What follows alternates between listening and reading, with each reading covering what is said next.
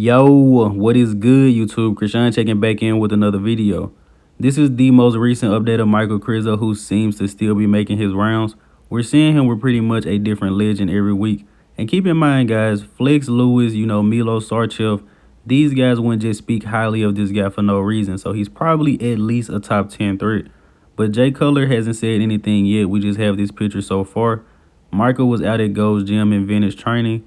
Even though he looks incredible, I still want him to hop on stage and actually prove himself in the IFBB just because he talks so much smack.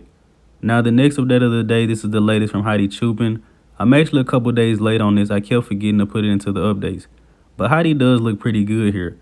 But I want to talk about, do you guys think Hadi Choopan can win the Mr. Olympia? We've talked about Bonac, Nick Walker, Hunter Labrada. A lot of people said Hadi should have won this competition in 2019. And he only didn't win because, he was a foreigner or because of politics. Up until today, in 2020 and 2021, people speculate that the shoulders are the reason that Hadi isn't winning. But a lot of people have said he should have won in 2019, not just fans. I believe I heard Chris Cormier, Dennis James, over on that podcast, one of those guys said it as well. Hadi has managed to improve by miles, as you guys can see, within 2 years. So why is Hadi not Mr. Olympia? Is it the shoulders? Is it politics? I mean, what is it? It's definitely not the conditioning, but hopefully we see Hadi bring a better package than ever this year. And in the next update of the day, William Bonac put this up, saying he is around 265, which is the heaviest he's ever been in any offseason. William already has the gyno fix, as you guys can see, and he also says he's having no midsection issues, no bloating. William said he wasn't taking as many super supplements as he could have been taking. So this guy, honestly, with the gyno fix and the stomach issues, we all can probably agree he would have beat Brandon Curry, who has been the second best bodybuilder in the world for 3 years. You can't take that lightly, guys. And super early prediction, William Bonac will be top 3 at this year's Mr. Olympia. I'm going to start pumping that out. And the next update of the day, this is the latest from Hassan Mostafa at 20 weeks out from the Mr. Olympia. Hassan and AJ Sims have decided not to do the Arnold Classic UK.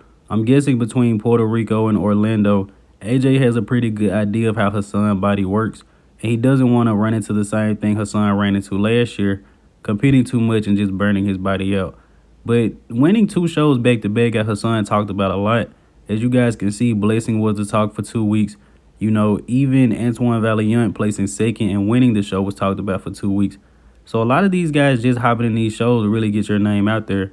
And Hassan incredibly improved from last year. I'm not sure still why Chris Aceto wasn't able to nail him. He's an incredible coach. But I'm glad that he found the formula with AJ Sims and finally nailed it. Now, even though Hassan isn't doing the Arnold Classic UK, we do have another guy to be confirmed, Vlad Suhoruchko. Now, he didn't place as good as he probably wanted to in Portugal, taking a 5th place placing. Honestly, has some parts to bring up. He has a bit weird structure, but this guy is big and he does come in crazy condition. Probably has some of the most vascular quads I've ever seen in my life. But vascular quads aren't going to win you a show. Even though he may not be picked as the winner in this show, it's always exciting to see this guy hop on stage.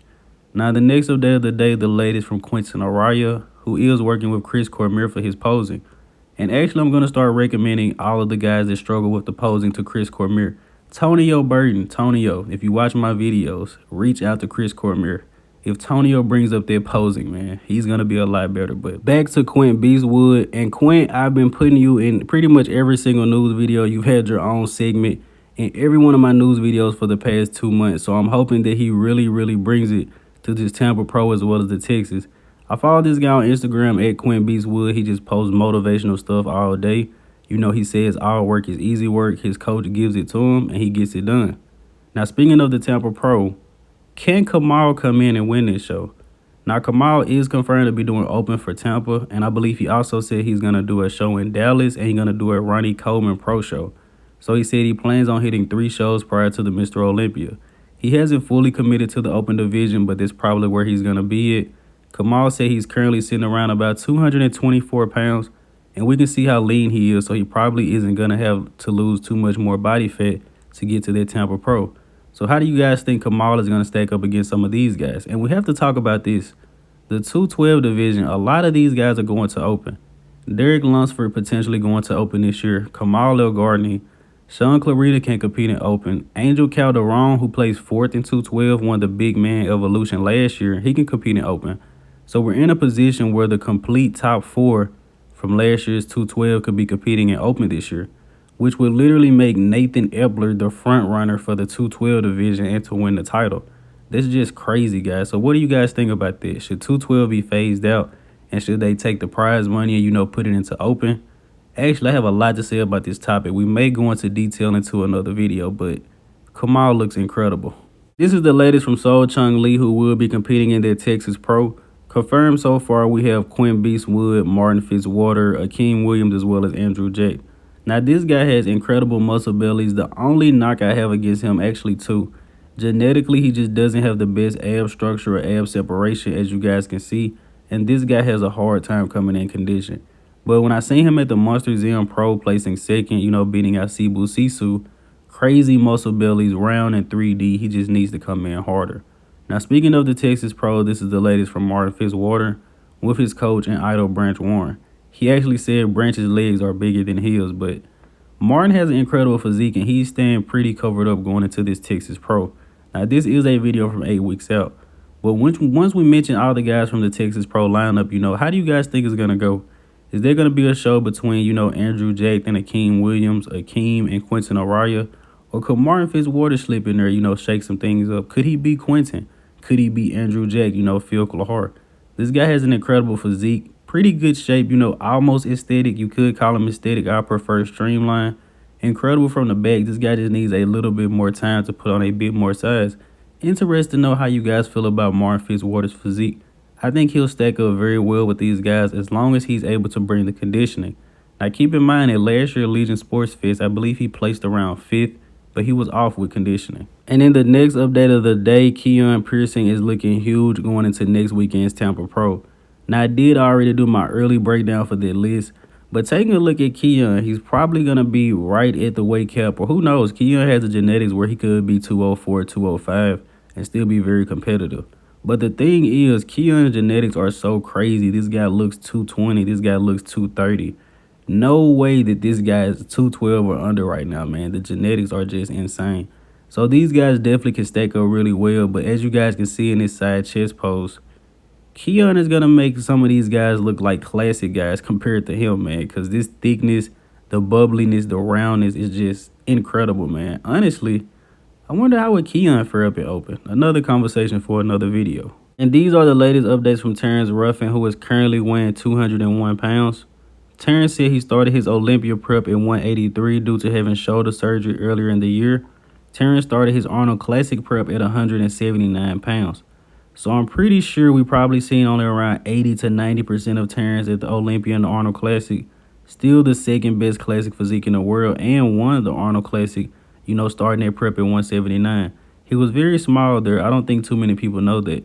But going into this year's Mr. Olympia, coming off a full offseason, we're probably going to see the best version of Terrence Ruffin, Rough Diesel. Now, in the next update of the day, these are the latest updates from Breon Ansley. And this picture on the right does look a bit odd. It looks like it may be a bit edited or just taken at a weird angle to make him look bigger. But Breon said this is his starting point. Now, earlier in the season, he did say he wanted to do a show before the Olympia, like the Tampa Pro, to warm up. But apparently, he's not going to do the Tampa Pro. He's just going to go into this year's Mr. Olympia. Now, I haven't been sharing too many updates of Breon because, in all honesty, it is going to be very, very hard for him to compete with the guys today. And as you guys know, Breon is my favorite physique in any division. But Urs Kalasinski, Ramon Dino, Chen Kane, Breon Ansley just doesn't have the legs to compete with these guys. He can beat them from the back. He may have the best torso in the division. He doesn't have the smallest waist, but outside of the legs, Breon can pretty much get these guys everywhere. And at his age and having to dive down to their weight cap, I just don't really see Breon being at the top anymore, guys. And it's tough for me. I'm his biggest fan. The next update of the day, this is the latest from Mike Sommerfeld.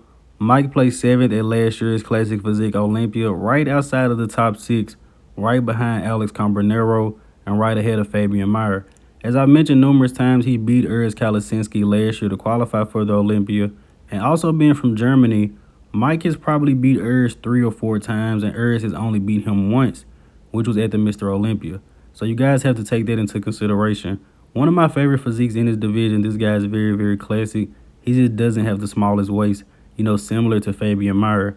And not having the smallest waist may be what's keeping him and Fabian out of their top 6. What do you guys think? And ending this video here with this picture of Flex Wheeler from a 1992 magazine. In my last news video, I ended with a picture of Lee LeBron and Sean Ray.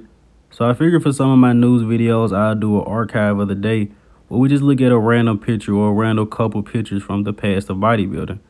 When I looked at this picture, the first thing that came to my mind was the word perfection. Top to bottom, delts, chest, midsection, calves, arms, quads, everything. As always, I hope you guys did indeed enjoy this video. If you haven't done so already, be sure to like the video and subscribe to the channel. I'm Krishan from Go Fitness. I didn't upload yesterday, guys, working on a couple longer style videos for you guys. I'm out.